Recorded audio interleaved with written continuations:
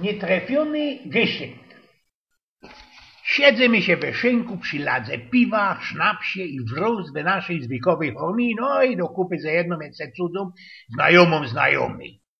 Cołko czelotka nie zna tej nowej, ale jakoś blank nie najgorzej nam się go wędziło, tymaty byli roztomajte, a że w którymś tam momencie kamrat poasił się i że chce się lajsnąć koło. Wszystkie, no ja fajniście, ja przesadzadeczko dla zdrowia, coś i poezji na tym kole i takie tam wiecie, bla. Na to wszystko tanowo. Ja też się muszę lajsnąć koło, nigdy nie miała swojego własnego koła. Zawdy po kimś, zawdy. Bali nie miarkujecie, jakie to jest mierskie, kiedy się na to gapcy ze perspektywy lot.